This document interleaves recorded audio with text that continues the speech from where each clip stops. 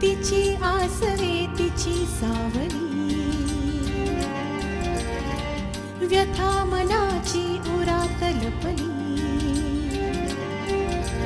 स्वप्नामधला गाव शोधते स्पंदन वेडी राणी, धुंद नदीच्या काठावरची निळ्या नभाची गाणी, डोळ्यामधुनी अलगद सांगे कहाणी. मनस्विनी मनस्विनी मनस्विनी.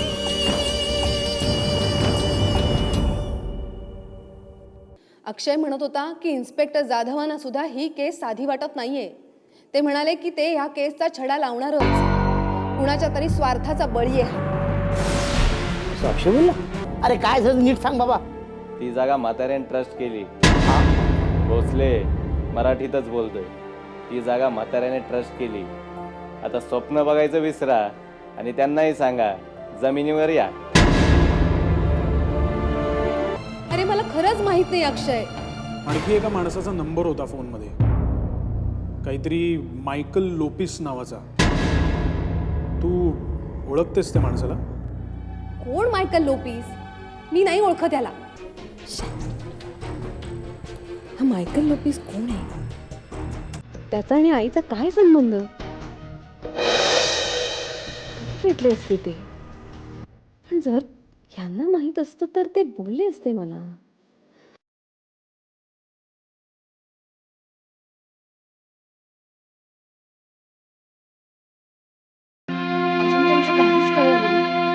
मला अजून काहीही कळलेलं नाहीये तिच्याबद्दल.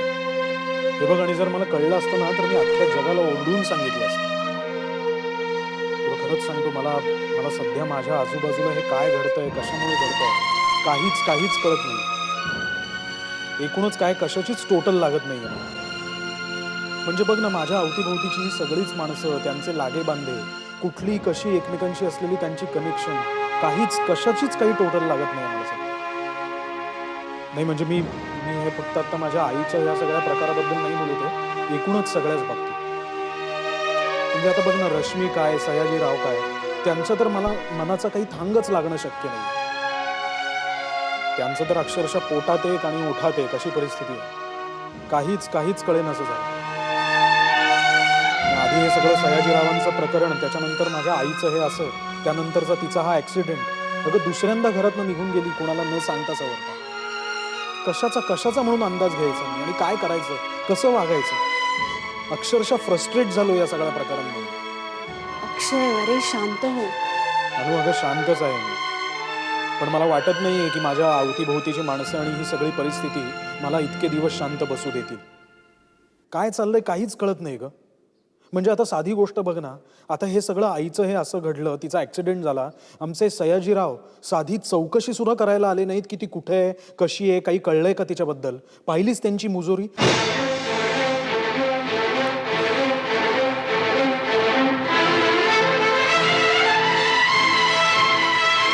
अक्षय अरे हो, काहीतरीच काय बोलतोयस तू. शब्द जरा जपून वापर. आणि आता तुझ्याशी बोलतोय ना म्हणून मी हे शब्द सांभाळून तरी बोलतोय, नाहीतर अक्षरशः ना एकेकाची. कळलं, भावना पोचल्या. आता जर आमच्या भावना पोचल्या असतील ना तुमच्यापर्यंत तर जरा यावरचं काहीतरी सोल्युशन सांगा आम्हाला. सोल्युशन? आता मी तुला काय सोल्युशन देणार अक्षय? पण एक नक्की, ही केस वाटते तितकी साधी सोपी नाही अक्षय. यात नक्कीच काहीतरी काळं बरं किंवा काहीतरी गोड. किंवा कोणाच्या तरी स्वार्थाची एक जबरदस्त खोळी आणि त्यात तुलाही गुंतवण्याचा प्रयत्न होतो अक्षय. पहिल्यांदा अडकवत न्यायचं आणि अभिमन्यू करायचा. आणि तसं नाही म्हणायचं रे. पण या प्रकरणाचा मला विचित्र वास येतो. अनु अगं ते मलाही कळतंय जाणवतंय, पण मला सांग मी कुणावर संशय घेऊ? अगं माझ्या अवतीभोवतीची सगळी माझीच आपलीच माणसं आहेत ना ती.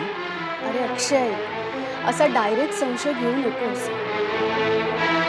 पहिल्यांदा अंदाज घे, कानोसा घे, चाहूल घे. मग बऱ्याच गोष्टी आपोआप तुझ्याही लक्षात येतील. फक्त कान आणि डोळे उघडे ठेव आणि उतावीळपणे काहीही करायला जाऊ नकोस. मग बघ, अंधारातल्या अनेक गोष्टी आपोआप तुझ्या समोर येत जातील. कारण ते बेसावध असतील आणि तू सावध असशील. कळलं? चल ठेवतो फोन. बाय. ठीक आहे, झोप शांत. Good night.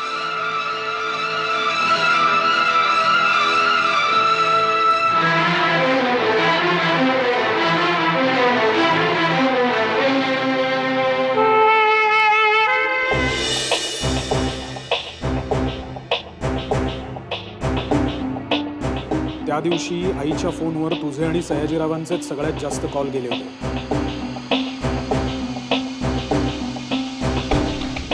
त्यांना कधीपासून आईची एवढी काळजी वाटायला लागली? हं?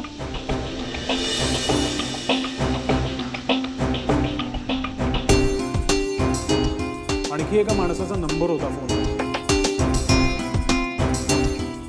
काहीतरी मायकल लोपिस नावाचा. तू ओळखतेस त्या माणसाला?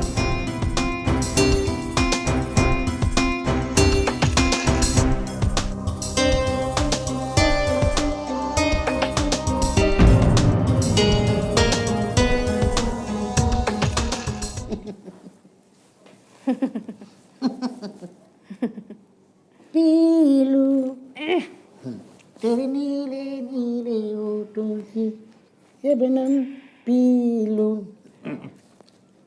काय बायको मिळेल मला असं वाटतं. खरोखर आसमान के चांद तेरे कदमों में बिछा दो. पण काय करणार, तुम जमीन पे आहे वो आसमान में आहे. हो ना? हा, मग मला पण पाठवून द्या ढगात. काय आयडिया आहे? काय आयडिया आहे? तुला ढगात पाठवून मी कोणाबरोबर राहू?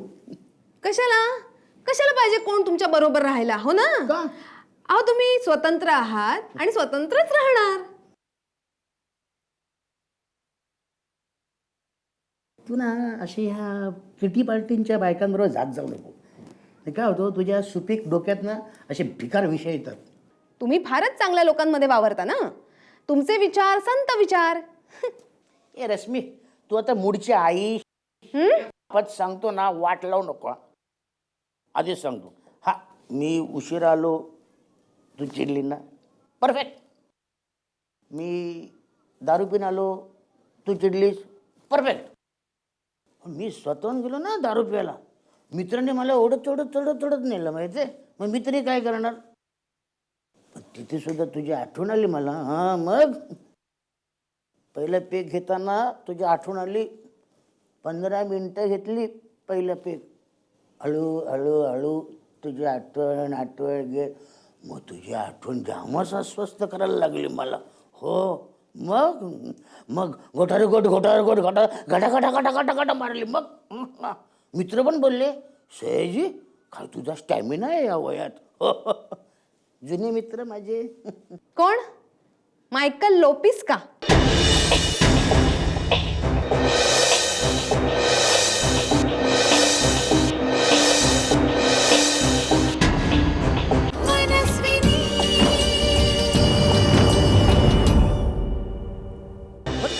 तुम्हालाच माहिती कोण तो मायकल लोपिस? लोपिस कोण नाही, हेकण्या बाबू बरोबर होतो. कोण हा हेकण्या बाबू? हेकण्या बाबू म्हणजे राजपत्रात त्याचं नाव आहे कुलभूषण घाट पांडे, पण लाईनीतलं नाव कसं, हेकण्या बाबू. हो ना? मग त्या मायकल लोपिसचं सुद्धा त्या राजपत्रात काहीतरी वेगळं नाव असेलच ना? मायकल लोपिसला सॉलिड नाव आहे लाईन मध्ये.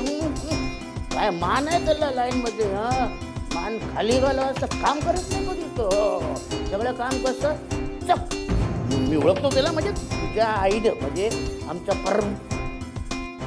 पर सासूबाईनं त्यांची ओळख करून दिली. त्याचे खूप फोन गेले आहेत आईच्या मोबाईलवर, ज्या दिवशी तिचा ऍक्सिडेंट झाला त्या दिवशी, आणि तुमचेही. आणि तुम्ही कशाला फोन करत होतात आईला? अक्षयने मला सांगितलं पोलिसांनी आईचा मोबाईल चेक केला. ते काय विचारणं झालं काय? मग तुझी आई ती आमच्या सासूबाई त्या जावयाने काळजीपोटी फोन केला. पण त्या मायकल लॉपेसनंतर भेटलो नाही मी. हे बघा, जे काय करायचं ते विचार करून करा आणि मग बोला. आणि आपण आता उद्याच बोलू. तुमची ही जिभेची घसरगुंडी थांबली ना की मग झोपा आता.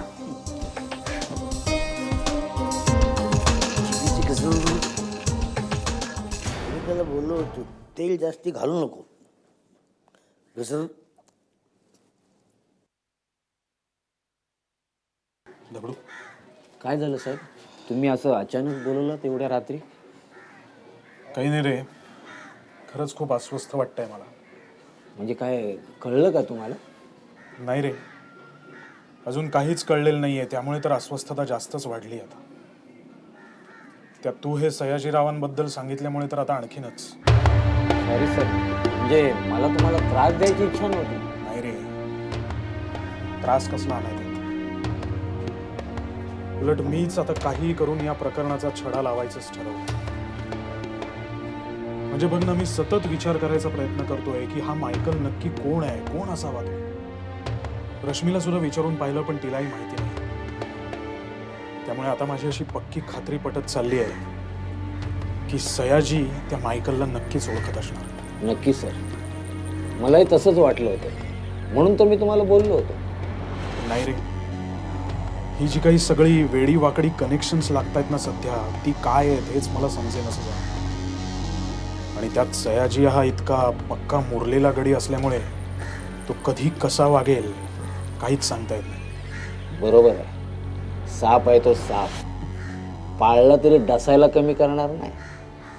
नाही रे पण दगडू, तरी सुद्धा मला कुठेतरी असं वाटतंय की हा ऍक्सिडेंट घडवून आणण्यापर्यंत त्याची मजल जाईल असं मला नाही वाटत. सर, आपल्यासमोर तो ऍक्सिडेंटच आहे ना.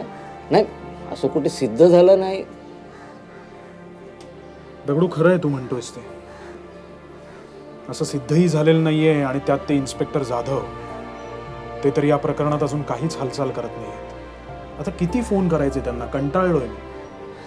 सर, एक सुचवू का तुम्हाला? बोल ना. तुम्ही डायरेक्ट कमिशनरशी बोला ना. हो, तुमचं नाव आहे, ते नक्कीच ऐकतील तुमचं. असं म्हणतोस दगडू? खरं म्हणजे तसं बघायला गेलं तर त्या कमिशनर साहेबांना कुठल्या वेगवेगळ्या फंक्शन्समध्ये याआधी मी 1-2-3 वेळा तरी भेटलोय. त्यामुळे तसा हा विषय मी त्यांच्याकडे काढू शकतो. नाही, पण आता मात्र मी पक्क ठरवलंय, काहीही झालं तरी या प्रकरणाचा आता कायमचा छडा लावायचाच. कारण आता मला त्रास व्हायला लागला या सगळ्या गोष्टीचा. सगळं ठीक होईल साहेब. उगाच तुम्ही स्वतःचे आबाळ करून घेऊ नका, आणि प्लीज रात्री जागू नका. नक्कीच. पण एक गोष्ट मात्र नक्की, आईचा ऍक्सिडेंट हा जर काही घातपाताचा प्रकार असेल तर तो घडवून आणणाऱ्यांना मी आता सोडणार नाही. त्यांना कधीच माफ करणार नाही, हे मात्र नक्की.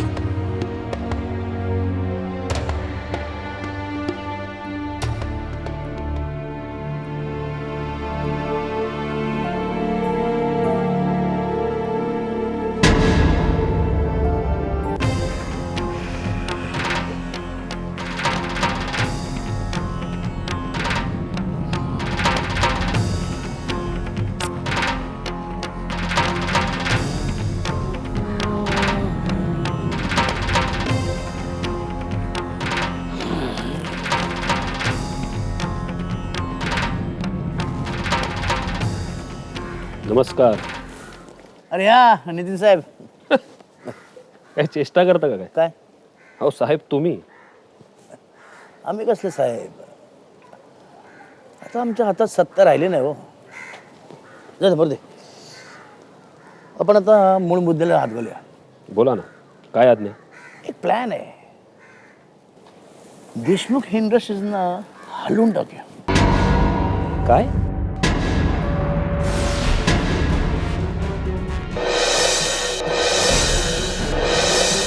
मनस्विनी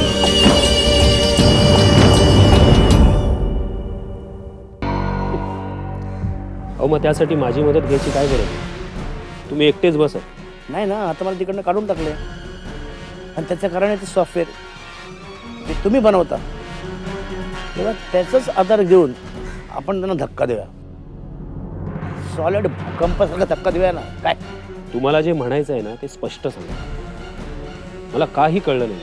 सांगतो. काय आहे, मी आता पोलीस केस करणार, कोर्टात जाणार की माझा काही दोष नसताना, माझी चूक नसताना मला देशमुख इंडस्ट्रीमधून काढून टाकलं अक्षय देशमुख नावाच्या माणसाने. कारण या अक्षय देशमुख नावाच्या माणसाला पैसे कमवायचे होते वेगळे. कारण देशमुख इंडस्ट्रीजमध्ये त्याच्या आईचाही वाटा आहे. मग लोकांचे पैसे हडप करून ते दुसरीकडे गुंतवायचे असा त्याचा प्लॅन होता.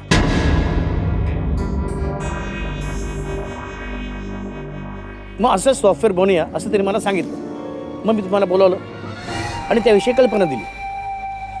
पण त्यात पैशाची अफरातफर करणाऱ्या काही सूचना त्यांनी तुम्हाला केल्या ज्या तुम्ही अमान्य केल्यात. मग त्यांनी तुम्हाला सांगितलं की तुम्हाला पाहिजे एवढे पैसे देतो, नाही तर दुसरा माणूस बघतो. आणि मग तुम्ही कबूल झालात.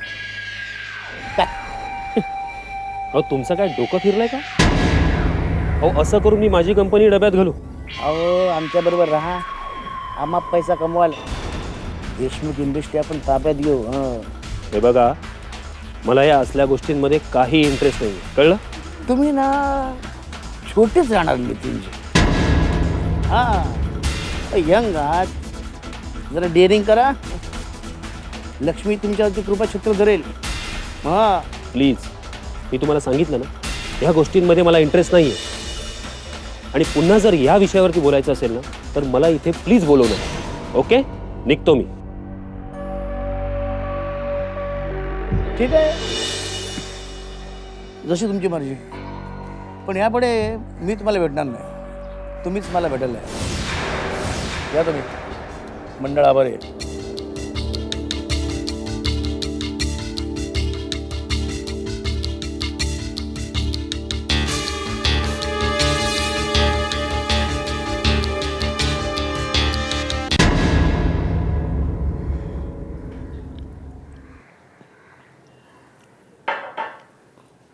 वहिनी भाऊ काय म्हणत होता का ग? कशाबद्दल? अगं म्हणजे काल ते फोन नाही का आला होता ते बिल्डर, हां बिल्डर त्यांना काय सांगत होते? हां, म्हणत होते की आम्हाला हे घर विकायचं नाही म्हणून. ते झालं ग, ते नाही म्हणत आहे. पण त्याच्यानंतर ते बघ, हां हां विली नाही विला विल? तेच ते ग. पण भाऊ घर असं दान करून कसं टाकेल? आणि ते सुद्धा घरातल्या कुणाला काहीही माहिती नाही.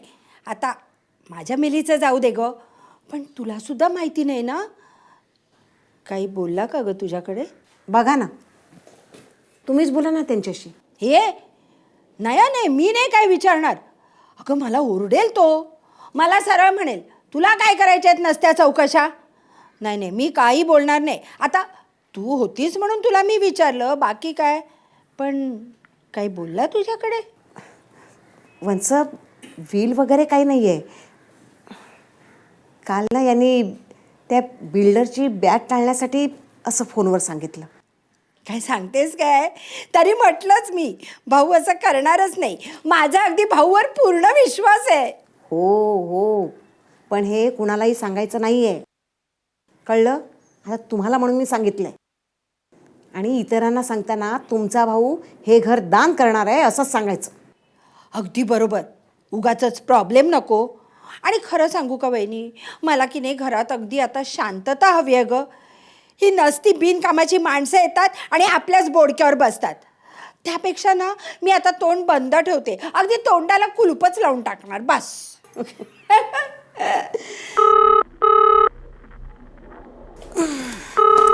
ऐक.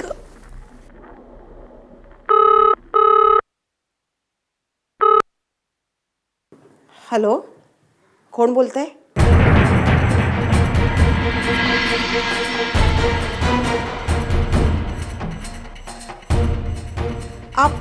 अहो ऐका ऐका, हे बघा, हे घर आता आमचं राहिलेलं नाहीये. आम्ही नाही विकू शकत ते. सांगितलं ना तुम्हाला, आम्ही नाही विकू शकत ते. आणि पुन्हा इथे फोन करू नका. काय फोन ना नुसता वाद आणला. आई अगं काय झालं? अगं पुन्हा बिल्डरचा फोन. काय तर म्हणे जास्त ऑफर. आता काय करायचं ना, मीच बघते. आपण ते सगळं ज्या प्रकारे ठरवलंय तर तसंच ते होईल. माझं एकदा त्यांच्या लिगल टीमशी जे काही बोलणं होईल त्याप्रमाणे आपण ठरवून. एक मिनिट. हां बोल ग.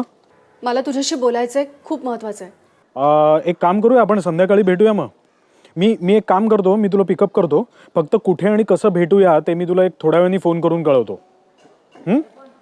नाही जरा बिझी आहे, नंतर करतो फोन. Bye bye. ओके. आई तू नको काळजी करूस, सगळं ठीक होईल. आता बघच तू हे फोन कसे बंद होतात ते.